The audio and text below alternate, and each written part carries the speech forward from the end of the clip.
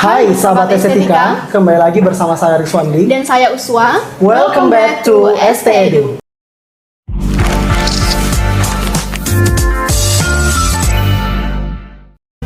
Kali ini kita akan membahas mengenai kekerasan seksual. Membahas mengenai kekerasan seksual, banyak hal yang harus kita ulas nih Uswa. Ya, benar sekali Rizwandi. Salah satunya adalah cara menghadapi korban kekerasan seksual. Perlu sahabat ketahui, berdasarkan data Sistem Informasi Online Perlindungan Perempuan dan Anak atau Simponi PPPA, Kementerian PPPA telah tercatat sebanyak 1.411 kasus kekerasan terhadap perempuan pada periode 1 Januari 2022 hingga 21 Februari 2022. Sementara sepanjang tahun 2021 terdapat kasus kekerasan terhadap perempuan sebanyak 10.247 yang dilaporkan dengan jumlah korban 10.368 orang. Tentu saja tidak sedikit korban pelecehan seksual yang mengalami trauma cukup tersimpan dalam benaknya. Kita sebagai orang yang merupakan orang terdekat atau kerabat yang berada di lingkup korban perlu untuk mendukung atau memahami apapun dan bagaimanapun keadaannya. Lalu, bagaimana sih cara menyikapi hal tersebut, Uswa? Nah, berikut 7 cara yang telah dirangkum oleh tim estetika mengenai hal-hal atau sikap yang perlu diterapkan saat bertemu dengan korban pelecehan seksual. Dilansir dari femela.com, hal pertama yang harus dilakukan adalah menghindari pertanyaan yang sensitif. Saat bertemu korban, hindarilah menggunakan pertanyaan yang sensitif. Contohnya, emang mau pakai baju apa? Ngapain keluar malam? Nah, pertanyaan seperti itu sangat tidak dianjurkan loh sahabat, karena seakan-akan menyalahkan korban. Pelecehan apapun itu, yang salah tetaplah pelaku. Gunakanlah pertanyaan seperti, oke, ini berat sekali. Dan aku tahu apa yang kamu rasakan. Apa yang bisa saya bantu? Pertanyaan seperti itu mungkin terlihat sederhana, tetapi tepat untuk digunakan.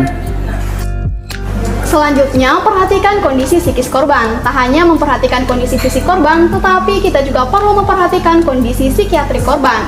Berdasarkan kutipan liputan6.com, dengan melakukan hal tersebut, kita bisa membantu mengarahkan korban untuk bertemu dokter agar mendapatkan pengobatan yang tepat.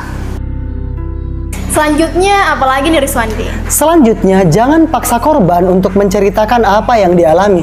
Tunjukkan rasa kepedulian dan jadilah pendengar yang baik. Buat korban merasa aman saat bersama sahabat. Maka, dengan itu bisa saja korban ingin bercerita.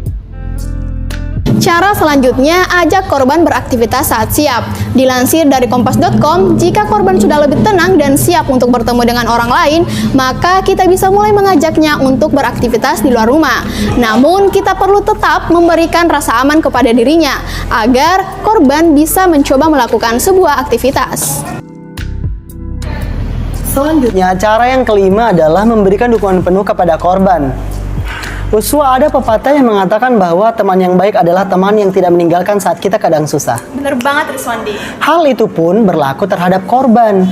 Kita harus tetap menjaga hubungan yang baik dengan korban. Tetap menanyakan kabar, menyisihkan waktu, dan memberikan dukungan kepada korban. Jangan tinggalkan gosip terus sana-sini. Itu tidak boleh ya. Selanjutnya, yang keenam ada apa nih Uswa? Oke, selanjutnya hargai privasi korban. Saat sahabat dihadapkan oleh korban kekerasan seksual, pastinya hal utama yang perlu dilakukan adalah menjaga privasinya, terutama jika sahabat tidak mengenal korban secara dekat. Dan yang terakhir adalah melaporkan kekerasan seksual yang terjadi. Setelah melakukan 6 poin di atas, cobalah untuk bercerita dengan korban dan melaporkan apa yang dialami. Ya sahabat, berikan pemahaman bahwa dengan melaporkan keadilan bisa didapatkan oleh korban, serta dapat pula melindungi calon-calon korban lainnya.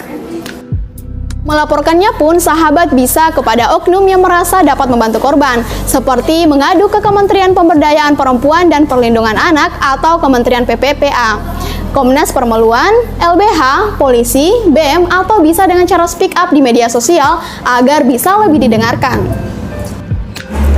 Nah, itulah beberapa hal yang perlu kita terapkan saat bertemu dengan korban kekerasan seksual, baik yang terjadi di tempat umum, di kampus, ataupun lain sebagainya. Ingat, tunjukkan kepedulian dan empati terhadap korban karena tidak ada kata toleransi atau pemakluman terhadap para pelaku pelecehan.